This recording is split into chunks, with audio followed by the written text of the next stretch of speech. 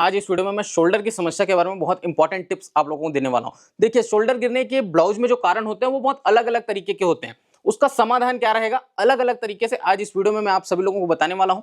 Actual में पापा और मैं जब बैठे तो इसके बारे में हमने बहुत सारे रिसर्चेस किए और बहुत सारे टॉपिकों पे डिस्कस हुआ। तो मैंने सोचा कि आप लोगों के साथ ये वीडियो शेयर करना चाहिए। बहुत ही काम की वीडियो है, पूरा लास्ट तक देखना। और पापा आजकल बोल रहे थे कि वीडियो पे लाइक्स वगैरह कम आ रहे हैं, तो लाइक का बटन फटाफट से दबाइए, क्योंकि लाइक जितने ज्यादा आप लोग करेंगे उतने ज्यादा आप लोगों को अच्छे अच्छे वीडियोस मिलते रहेंगे। क्योंकि पापा के एक्सपीरियंस का मैं भी यूज करता हूं और मैं चाहता हूं कि आप लोगों तक वो नॉलेजेस शेयर किए जाएं और बहुत अच्छी अच्छी वीडियोस आप लोगों को फ्यूचर में भी देखने को मिलेंगी। तो चलिए इस शोल्डर वाली टॉपिक को शुरू करते हैं। तो फ्रेंड्स देखिए, ये एक ब्लाउज है जो मेरी वाइफ ने पहना हुआ है। एक्चुअल में आजकल हम लोग ना बहुत अलग अलग टाइप के एक्सपेरिमेंट्स कर रहे हैं। हमारे पास बहुत अलग अलग तरह तरह के बिगिनर्स हैं जो लोग सिलाई करते हैं, और उसमें जो फॉल्ट्स हमको मिलता है कि बिगिनर किस प्रकार से सिलाई करता है, उसके बेसिस पे मैं अब फ्यूचर में आप लोगों को पूरी ट्रेनिंग देने वाला हूं। तो यहां पर देखिए, ये एक ब्लाउज बना हुआ है। अब शोल्डर की समस्या इसमें आई। शोल्डर की समस्या मींस देखिए, ये शोल्डर एकदम से स्लिप हो रहा है। जो आपका यहां पर एकदम फिक्स रहना चाहिए वो ऑटोमेटिक से स्लिप हो जाता है। तो ये स्लिप क्यों होता है, इसी को बोलते हैं शोल्डर गिरने की समस्या। तो सबसे पहला कारण मैं आप लोगों के साथ देखता हूं। जैसे गले के अनुसार जो शोल्डर की फिक्स कटिंग होनी चाहिए वो कटिंग नहीं होती है। अब शोल्डर की फिक्स कटिंग कैसे होगी, जैसे बॉडी पर शोल्डर कितना है ये चीज हम पहले नाप करके देखते हैं। जैसे देखो, आपको पापा नाप करके दिखाएंगे। यहां पर बॉडी पर जो शोल्डर है वो आपका आ रहा है अप्रॉक्स 15 इंच। ठीक है, ये 15 इंच का आपका बॉडी पर शोल्डर है। लेकिन आप जब इसकी कटिंग करेंगे, यही चीज जो ऊपर में टॉपिक लिखा है कि शोल्डर की फिक्स कटिंग नहीं हो पाती, इसकी वजह से शोल्डर गिरता है। तो 15 इंच बॉडी पर शोल्डर है, तो क्या 15 इंच पर काटेंगे? क्या नहीं काटेंगे। तो कितने इंच पर काटेंगे, वो डिपेंड करता है कि आपके गले की गहराई कितनी है, उस हिसाब से कटिंग की जाती है। तो यहां पर मैं आपको बता दूं, जैसे आप 7 इंच से ऊपर का जो भी गला बनाते हैं, 8 हो गया, 9 हो गया या 10 हो गया, तो यहां पर जो आपका जैसे शोल्डर है, इसका कैलकुलेशन किस प्रकार से होता है। जैसे मान लो कि आपका 15 इंच का टोटल शोल्डर आया, इस शोल्डर को आपको हाफ कर देना है, तो ये कितना हो जाएगा, 7.5 हो जाएगा। और इसमें आप 1.5 इंच सीधा सीधा माइनस कर दोगे, तो ये आप फिर 6 इंच पर इस शोल्डर को काटोगे। कब, जब 7 इंच, 8 इंच, 9 इंच इस तरह के आप गले बनाएंगे तो।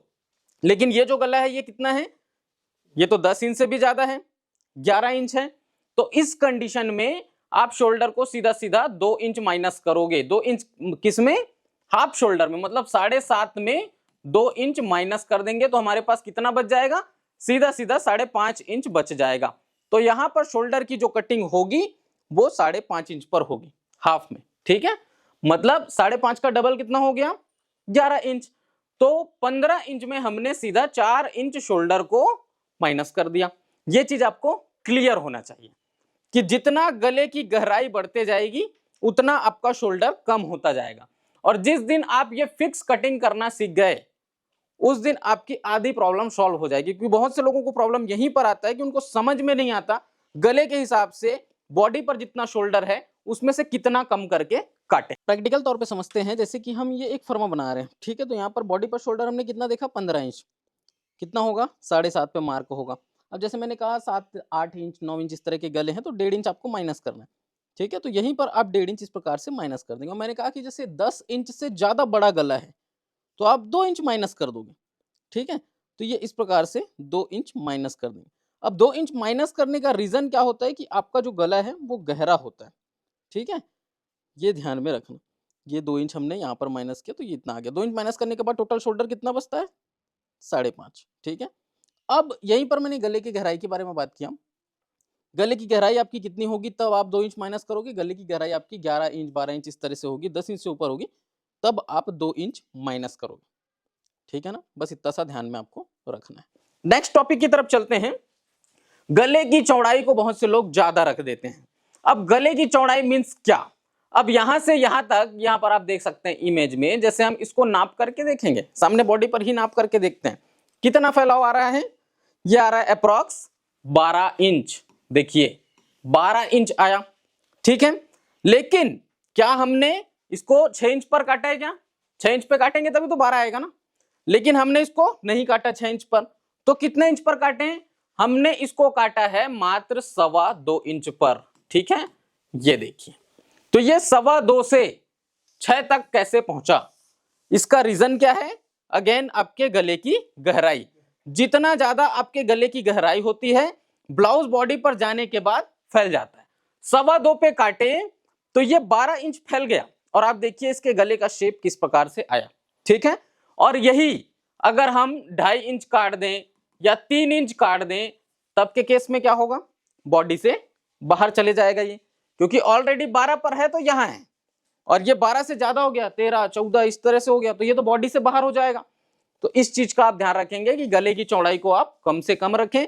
जितना ज्यादा गले गहरे होते हैं उतना चौड़ाई को कम रखा जाता है। यही गला अगर यहां तक होता तो हम 3 इंच खोल करके बनाते तो भी प्रॉब्लम नहीं होती, अगर यहां तक होता 2.5 इंच रखते तो भी प्रॉब्लम नहीं होती। तो गले की जो चौड़ाई के बारे में हमने बात किया, उसको अगर प्रैक्टिकल तौर पे समझें तो गले की चौड़ाई हम नापते किधर से?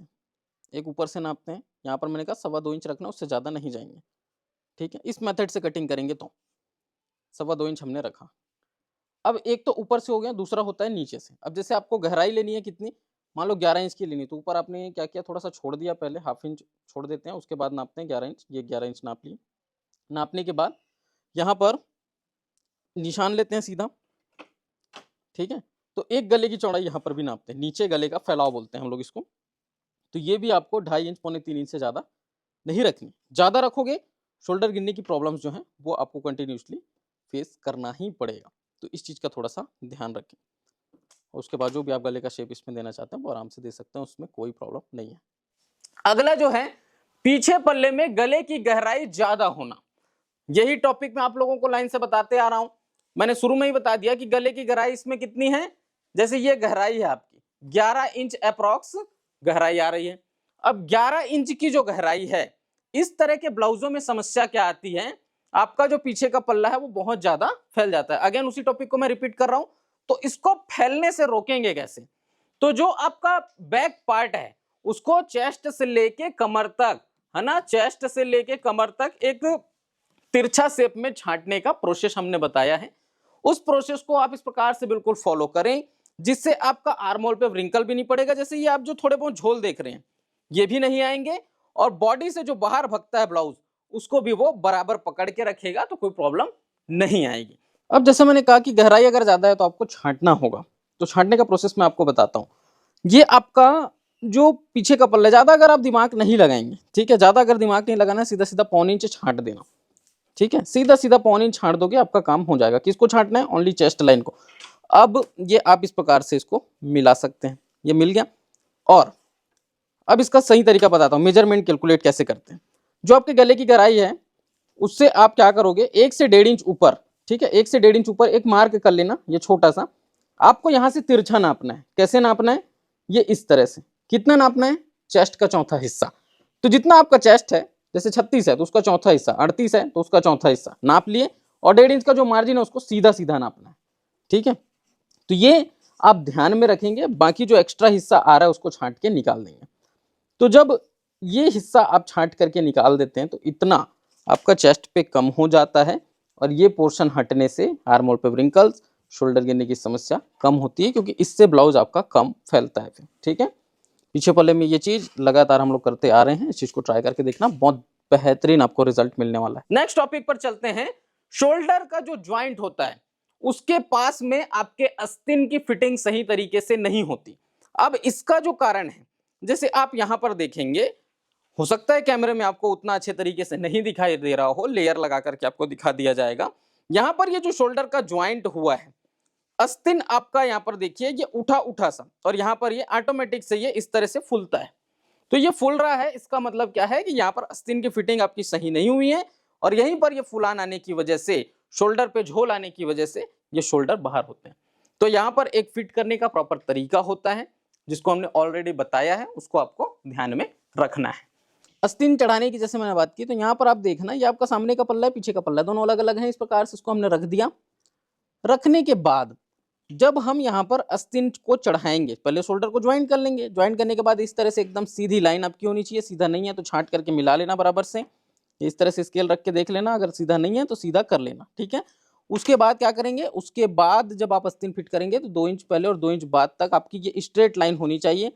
फिटिंग आपकी बिल्कुल अच्छे से शेप में, राउंड शेप में एकदम प्रॉपर होनी चाहिए, ताकि किसी तरीके का कोई भी तकलीफ ना आए। ये इतना पोर्शन आपका एकदम स्ट्रेट होना चाहिए। यहाँ पर आप सिलाई को घुमा डालते हैं, बहुत सारी प्रॉब्लम्स होती हैं। सिलाई का जो मार्जिन है वो एक लेवल में होना चाहिए, एक बराबर होना चाहिए। तो आस्तीन फिटिंग में थोड़ा-सा ध्यान देंगे, इसके लिए थोड़ा-सा मेहनत करेंगे, तो इससे आपके शोल्डर की समस्याएँ सॉल्व होंगी, 100% है। चलते हैं अगेन नेक्स्ट टॉपिक की तरफ। तो पाइपिंग नहीं लगाना या फिर पाइपिंग अगर आप लगा रहे हैं तो वो सही तरीके से नहीं लगने की वजह से भी शोल्डर गिरने की समस्याएं आती हैं। हमने आपको बार-बार बताया है कि आजकल जितने भी ब्लाउज बनते हैं, ब्लाउज की कटिंग देखो, पाइपिंग वाले ब्लाउज की कटिंग और बिना पाइपिंग वाले ब्लाउज की कटिंग अलग-अलग होती है। अब जैसे हमने गला 2.25 इंच खोल करके बनाया, आप इसमें पाइपिंग नहीं लगाओगे तो पक्का शोल्डर गिरेगा। कुछ ना कुछ ऐसी बातें होती हैं जिसका आपको ध्यान में रखना होता है।